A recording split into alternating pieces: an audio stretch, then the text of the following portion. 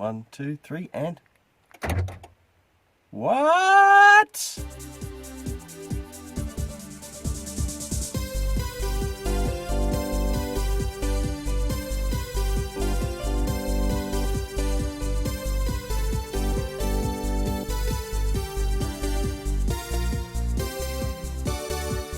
I'm stuck at home at the moment with the Rona, so I can't leave home because of COVID.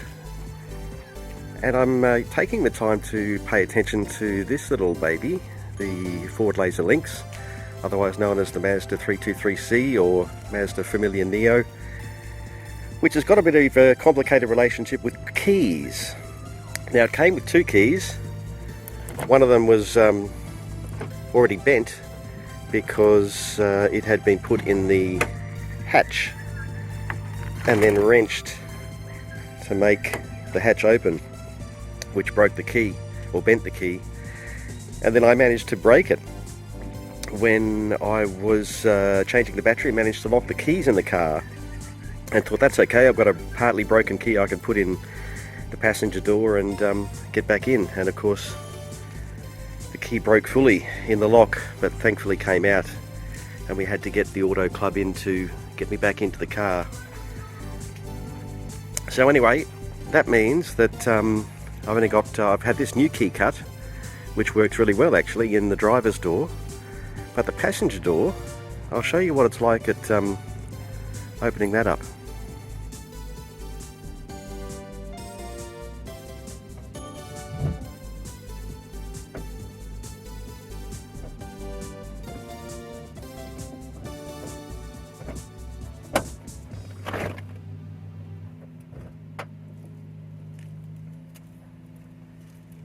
You'll see that it opened without the door lock actually fully releasing.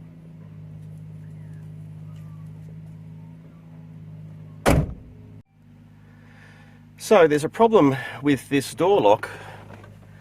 It opens enough just to allow the door to open, but when you try to open it manually, it takes quite a bit of force to get into that position, and you push it back, and then suddenly it's becoming easy as pie. So I don't know whether something behind it is initially difficult and then initially getting caught on something and then freeing up, or if there's some grease or something behind there that's playing up, but it's very weird.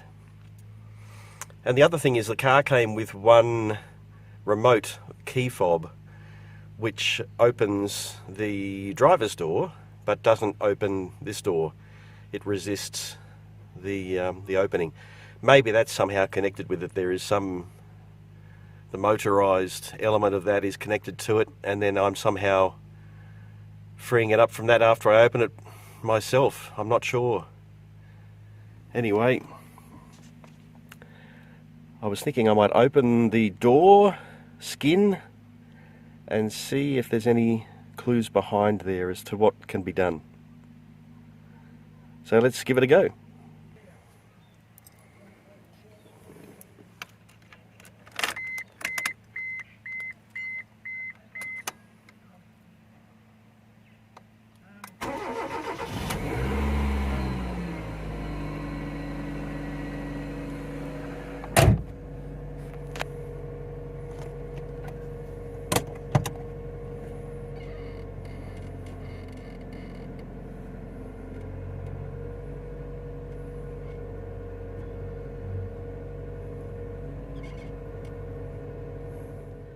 Right, now that I've given myself a bit more room to work, let's see if this door lock is still nice and easy to use. Yes, it is.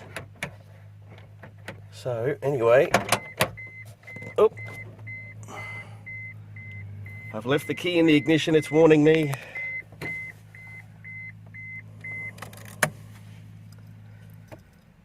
So I need a Phillips head screwdriver and a bit of investigation. Yeah, I don't know why it's got an alto mat in it either, but it does. Brought a selection of screwdrivers. Let's start with that one and then that one. Incidentally, when I bought this car, there were no lenses on these door courtesy lamps and no listings for them online, so I asked around online, and somebody pointed out that that's roughly the same size and shape as Mazda door courtesy lights that are on Mazda models, and this is of course made by Mazda. So I ordered them from eBay, and all was well, except that the clips that hold them in place are too long for these trims. Little clips that go into the door trim are meant to be much shorter on the original factory ones for this Ford made by Mazda, so I ended up cracking them off and super gluing the lens onto the door, and it's holding up very nicely. Be trouble if I want to exchange a bulb one day, but for the moment that is the solution. It looks better having a lens on there than having a bare door, which doesn't look good. Now I also found this little pop-off fastener there, so I'll take that one out as well, and we'll see how we go with removing the card. We may have to work on the speaker as well, perhaps, not sure. That's come out nice and easily, so, and that one too. Anyway, we'll see. That third screw's come out in its little hidey hole, and it seems that this is ready to come away already.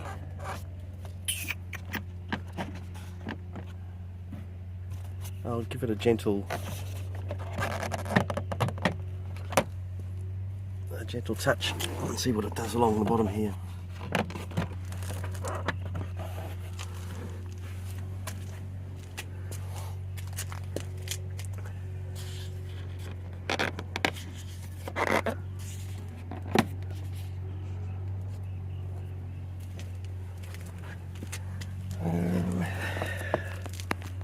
I'll do some more digging and get back to you.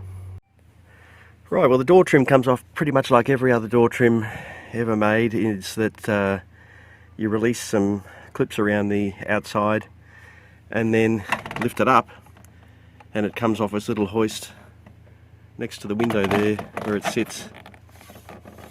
The only difference here is that it's refusing to come off the bottom corner, which could mean that there's a screw inside the light that needs to be undone, and I can't get in there now because I've super glued on that lens, as I mentioned. So I won't need to get the whole thing off actually, because I can see the locking mechanism up the top here going along there. So I'll have a closer look and see what that lock is doing when it's engaged.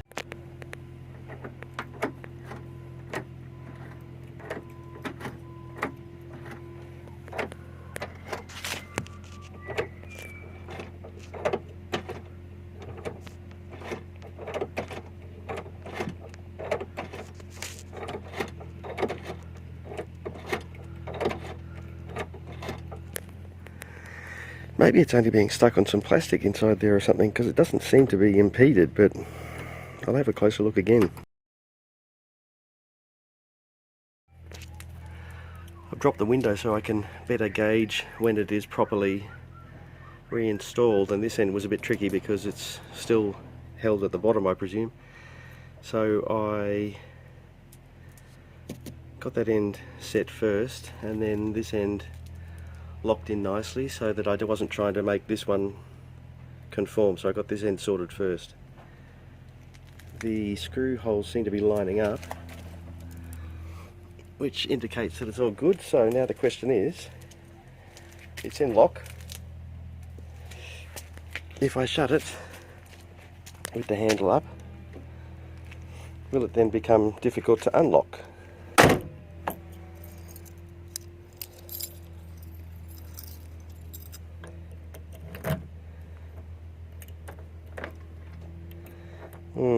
Somewhat, but not too bad.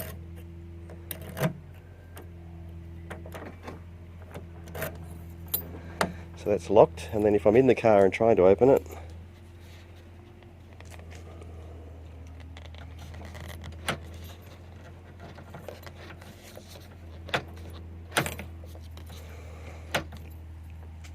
So maybe it was just a bit of plastic or something caught on the mechanism. Anyway, we'll see how it goes over the next few weeks, and then this car will be up for sale at some stage. I would have done it this week, except the Rona.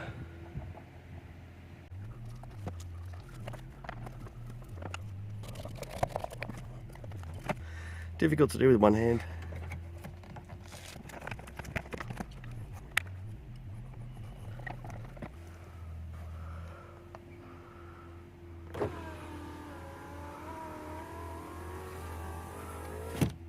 Now that all that fiddling around with the door trim has ended, it's time to see if anything's changed. So I proceed to shut myself in the car,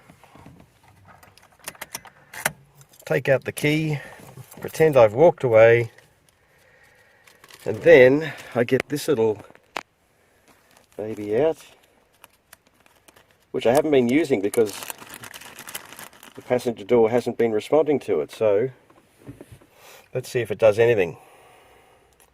So passenger door is currently unlocked, driver's door is unlocked.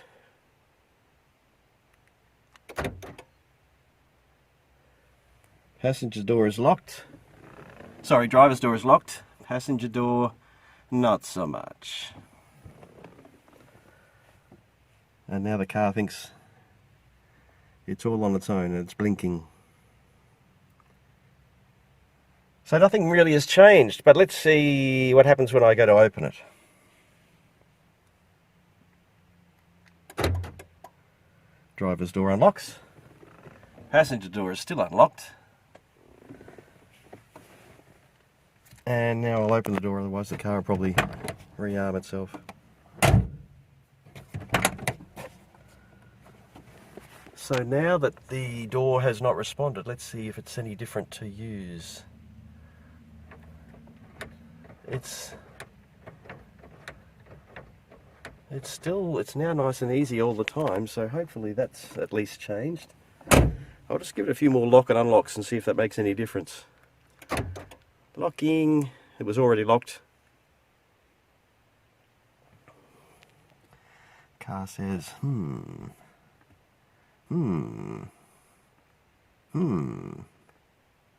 okay, I'm locked.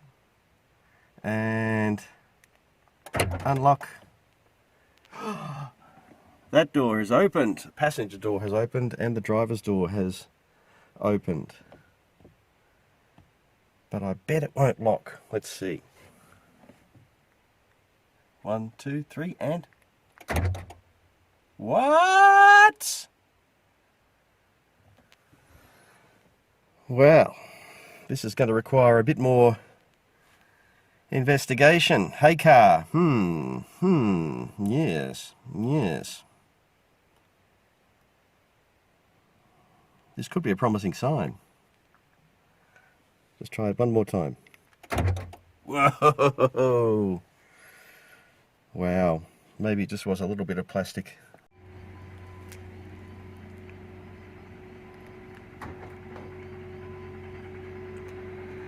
Well, I shall continue testing this for the next little while once I am able to leave the property when the Rona has gone.